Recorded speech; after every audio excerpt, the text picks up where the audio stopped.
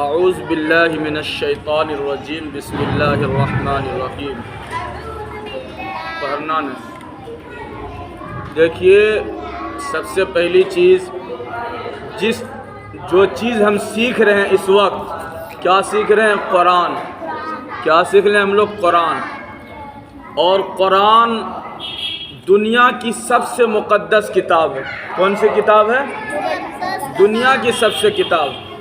اللہ کے رسول سید الانبیاء صلی اللہ علیہ وسلم ارشاد فرماتے ہیں، خیرکم من تعلم القرآن وعلمہ، کہ تم سب میں سب سے بہترین انسان اور سب سے بہترین شخص وہ ہے جو قرآن کریم کو سیکھے اور سکھائے۔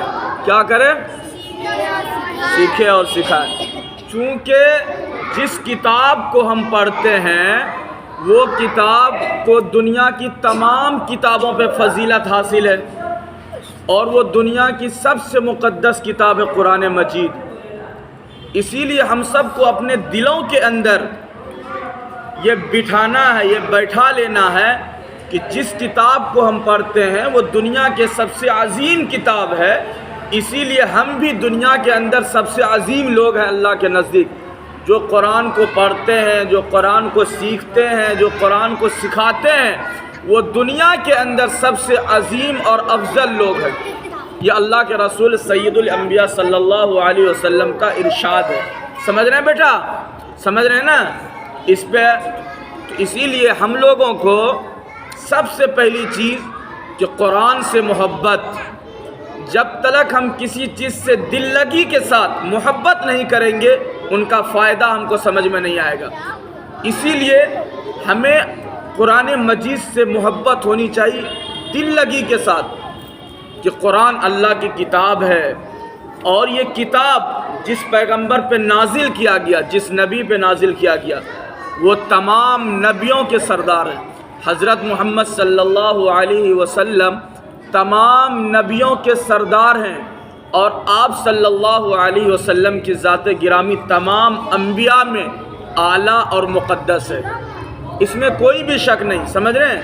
حضرت محمد صلی اللہ علیہ وسلم آخری پیغمبر ہیں، لیکن تمام پیغمبر سے زیادہ افضل اور مقام مرتبے میں سب سے زیادہ ہے۔ یہ چیز ہمارے اپنے ذہن اور دماغ میں ہمیں بیٹھا کر رکھنا ہے۔ اور جو قرآن، اللہ نے جو قرآن نازل کی، وہ حضرت محمد صلی اللہ علیہ وسلم پہ کیا، اور اسی وجہ سے یہ قرآن بھی مقدس ہے۔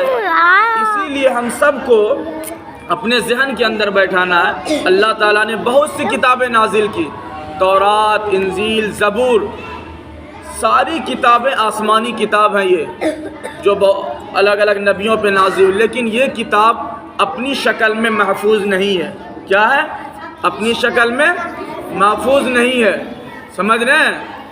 اسی لیے اللہ تعالیٰ نے، کیونکہ اللہ تعالیٰ نے قرآن مجید کی حفاظت کی ذمہ داری خود لی ہے۔ خود اللہ تعالیٰ قرآن میں ارشاد فرماتے ہیں، اِنَّا نَحْنُ نَزَّلْنَا الذِّكْرَ وَإِنَّا لَهُ لَحَافِظُونَ، کہ ہم نے اس قرآن کو نازل کیا اور ہم اس کی حفاظت کی ذمہ داری لیتے ہیں۔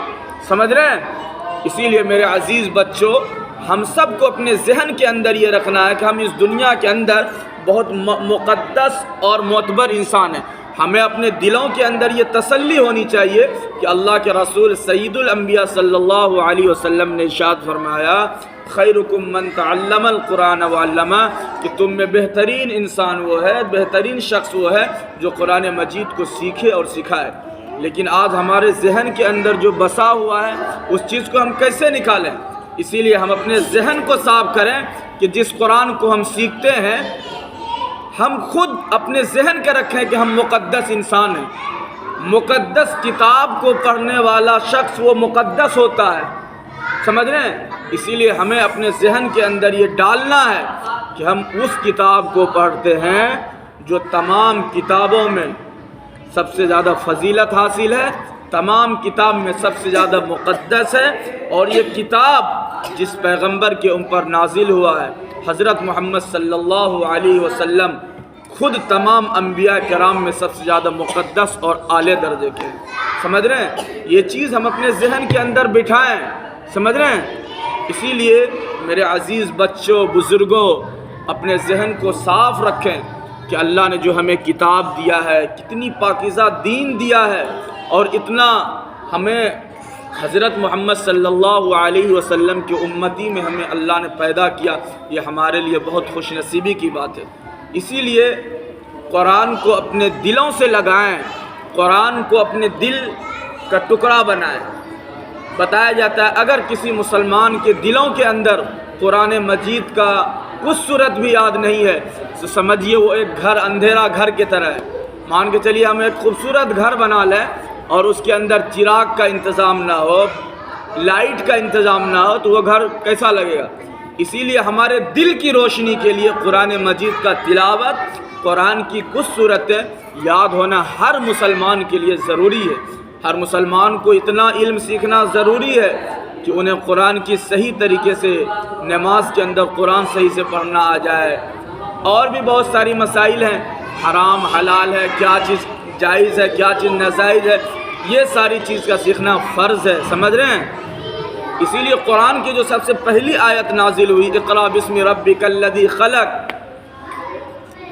کیا چیز اس میں ہے کہ آپ پڑھیے۔ اللہ تعالیٰ نے سب سے پہلے جو آیتیں نازل کی اس میں علم کے بارے میں کہہ رہے ہیں کہ علم کا بہت بڑا مقام اور مرتبہ ہے، اسی لیے ہم سب کو علم سیکھنے پر بہت زیادہ توجہ اور دھیان دینی چاہیے، وہ دنیاوی علم ہو یا آخرت کی علم ہو، ہر علم کو سیکھنے کی کوشش کرنا چاہیے۔ آپ بہترین حافظ بھی بنیے، عالم بھی بنیے، انجینئر بھی بنیے، ڈاکٹر بھی بنیے، لیکن ایک بہترین انسان بننا ضروری ہے۔ اور بہترین انسان بننے کے لیے میں سمجھتا ہوں حضرت محمد صلی اللہ علیہ وسلم کے ذات گرامی اور آپ صلی اللہ علیہ وسلم کے سیرت مبارکہ ہمارے لیے بہت کافی ہے۔ حضرت محمد صلی اللہ علیہ وسلم کے سیرت میں ہر چیز آتا ہے۔ اللہ کے رسول صلی اللہ علیہ وسلم نے ہمیں سکھایا تمہیں کس طریقے سے کھانا کھانا ہے، تمہیں کس طریقے سے سونا ہے، تمہیں کس طریقے سے اپنے والد صاحب سے ملنا ہے، کس طریقے سے تمہیں اپنے بھائی سے ملنا ہے، کس طریقے سے تم اپنے بہن کے ساتھ سلوک کرو، اور کس طریقے سے تم اپنے بیوی اور بچوں کے ساتھ رہو۔ یہ ہمارے نبی حضرت محمد صلی اللہ علیہ وسلم نے ہمیں ہر چیز بتا کر گیا ہے۔ ان کے ہمارے اوپر کروڑوں احسانات ہیں جس کا ہم شکر گزار کبھی کر ہی نہیں سکتے۔ اللہ کے ہمارے اوپر کروڑوں احسانات ہیں جس کا ہم احسانات کبھی چکا ہی نہیں سکتے۔ اسی لیے ہمارے لیے سب سے بڑی خوشی کی بات ہے کہ اللہ تعالیٰ نے ہم سب کو ایک بہترین مسلمان بنایا ہے، سمجھ رہے ہیں؟ اور مسلمان بنایا ہے کہ ہم کو ایک اچھا مسلمان رہنے کے لیے کیا کرنا چاہیے؟ اللہ کو یعنی اللہ پہ ایمان لائیں، اللہ کو ایک مانیں، واحد اللہ ایک ہے۔ کون ہے؟ اللہ ایک ہے، وہی پوری کائنات کو بنانے والا ہے۔ زمین و آسمان، چاند، سورج، سمندر، دریائیں، کالے گورے، سب کس نے بنایا ہے؟ اللہ تعالیٰ نے بنایا ہے۔ اور اس کے بعد کیا ہے؟ آمنت باللہ و ملائکتہ، اللہ تعالیٰ کے ایک مخلوق ہیں جو ہمارے نظر سے دور ہیں، فرشتے، اس پہ ہم ایمان رکھتے ہیں۔ اس کے علاوہ اللہ تعالیٰ نے بہت سی کتابیں نازل کی ہے، ان ساری کتابوں پہ ہمارا ایمان ہے۔ اس کے علاوہ جتنے پیغمبر اس دنیا میں آئے ہیں سارے پیغمبر کو ہم مانتے ہیں کہ وہ اللہ کی طرف سے آئے تھے، اس دنیا کے اندر برائی کو مٹانے آئے تھے اور اچھائی کو پھیلانے آئے تھے، اللہ کی بات اللہ کے بندوں تک پہنچانے آئے تھے، ہے کہ نہیں؟ سمجھ رہے ہیں نا میرے بچوں؟ اسی لیے اور قیامت کا دن ہوگا، حشر کا میدان ہوگا، اور ہماری زندگی کے اندر جو بھی بلائیں، مصیبتیں، خوشی، غم ہوتی ہے، مرنے کے بعد پھر دوبارہ زندہ ہونا، یہ ساری چیز ہم اللہ کی طرف سے ہوتا ہے۔ کس کی طرف سے ہوتا ہے؟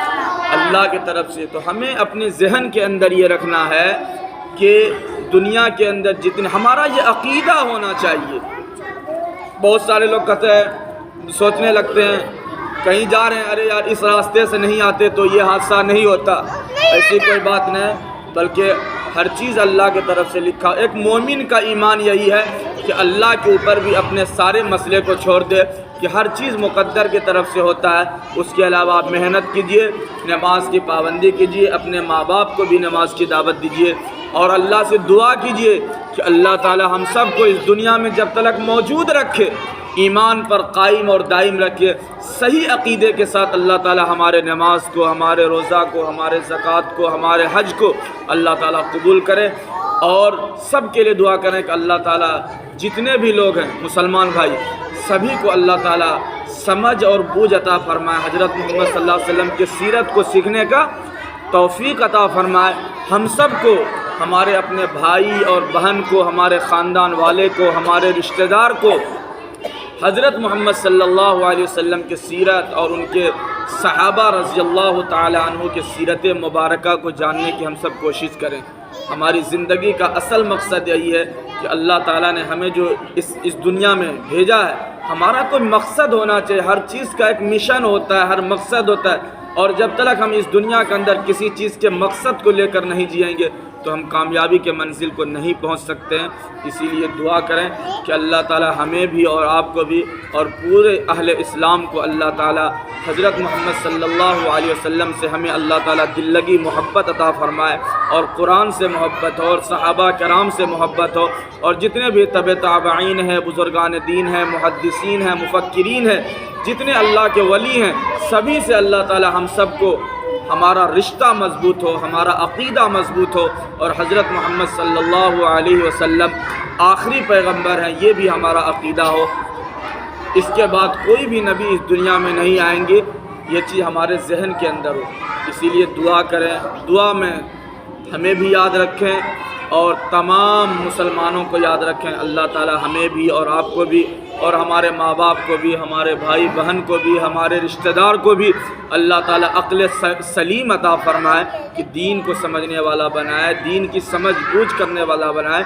اور یہ دنیا تو عارضی طور پہ ہے، ایک نہ ایک دن ہم چلے جائیں گے، ہے دنیا کہتے کہتے بائے بائے دنیا کہہ دیں گے۔ اسی لیے اپنے ذہن کے اندر رسول اللہ کی محبت، حدیث کی محبت، قرآن کی محبت، صحابہ کی محبت، اللہ کی محبت، اور تمام اولیاء اللہ اور بھی جو تمام بزرگان دین ہیں ان کی محبت ہمارے سینوں کے اندر اللہ تعالیٰ ڈالے، اور اللہ تعالیٰ ہمیں بزرگوں کی صحبت میں بیٹھنے کی، اچھے لوگوں سے اچھی بات سیکھنے کی توفیق عطا فرمائے۔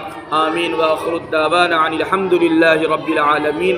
السلام علیکم ورحمۃ اللہ وبرکاتہ۔